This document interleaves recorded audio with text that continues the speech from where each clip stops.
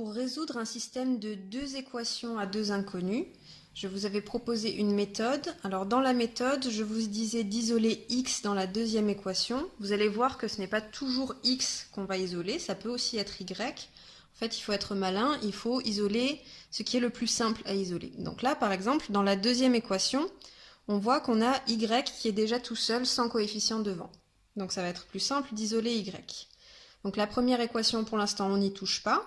Ça reste 4x moins 5y plus 3 égale 0.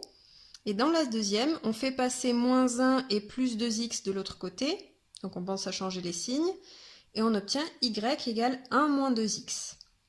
Maintenant, y, comme c'est égal à 1 moins 2x, on va remplacer dans la première équation le y par sa nouvelle valeur 1 moins 2x, qui est entre parenthèses ici. Et donc maintenant, ce qu'il suffit de faire, c'est de développer donc le 5. Attention, on pense bien à mettre les parenthèses. Donc ça va faire 5 fois 1 et 5 fois moins 2x. Comme il y a un moins devant le 5, on n'oublie pas de changer les signes. Et finalement, notre première équation, ça nous donne 4x moins 5 plus 10x plus 3 égale 0. Et la deuxième, vous voyez qu'on en est resté à y égale 1 moins 2x. Donc pour notre 4x moins 5 plus 10x plus 3 égale 0, là, vous voyez qu'on a une équation avec une seule inconnue, qui est x. Et ça, on sait la résoudre, donc on le fait de manière classique. D'abord, 10x plus 4x, ça fait 14x. Et moins 5 plus 3, ça fait moins 2. Donc on obtient 14x moins 2 égale 0. La deuxième équation n'a pas bougé. Et 14x moins 2 égale 0, ça donne x égale 2 sur 14, c'est-à-dire 1 sur 7. Et y égale 1 moins 2x. Maintenant, comme on a la valeur de x égale 1 sur 7, ici on peut remplacer x dans la deuxième équation par sa valeur, 1 sur 7. Et on obtient y égale 1 moins 2 fois 1 sur 7. En mettant tout au même dénominateur, on obtient finalement 5 sur 7. Donc on a x égale 1 septième et y égale 5 septièmes. Et ce sont les solutions du système. On va faire la même chose pour le deuxième système. Alors là, vous voyez qu'au lieu d'avoir x et y, on a a et b. On aurait pu avoir n'importe quelle lettre. L'idée, c'est de garder quand même un ordre alphabétique pour qu'on sache dans l'ordre des solutions quelle est la première inconnue et quelle est la deuxième. Donc là, pour a et b, on voit bien que a, c'est la première inconnue et b, c'est la deuxième. Ici, dans nos deux équations, on voit que dans la première équation, b est tout seul.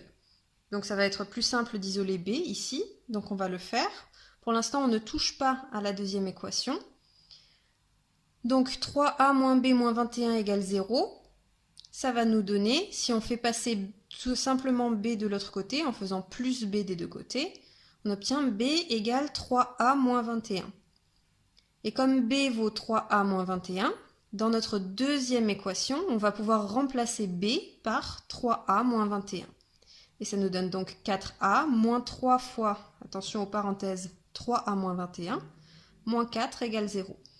Donc là, le 3, il va se développer sur toute la parenthèse. Donc notre première équation, elle reste 3a moins 21 égale b, ça on n'y touche pas. Et si on développe ici, ça nous donne 4a moins 9a plus 63 moins 4 égale 0. Et donc là, on a bien une équation où on a une seule inconnue qui est a. Donc 4a moins 9a, ça fait moins 5a, et plus 63 moins 4, ça fait plus 59.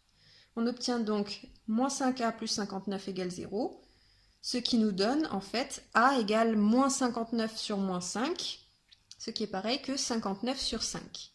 Alors là, 59 c'est pas un multiple de 5, et 5 c'est un nombre premier, donc on ne peut pas réduire la fraction. Maintenant qu'on a la valeur de a, 59 sur 5, dans notre première équation, 3a moins 21 égale b, on va remplacer a par sa valeur. Donc ça nous donne 3 fois 59 sur 5 moins 21 égale b. Et en faisant le calcul en mettant au même dénominateur, ça nous donne finalement 117 sur 5 moins 105 sur 5, c'est-à-dire 12 sur 5. Donc b égale 12 sur 5 et a égale 59 sur 5. Et les solutions, c'est donc le couple 59 sur 5, 12 sur 5.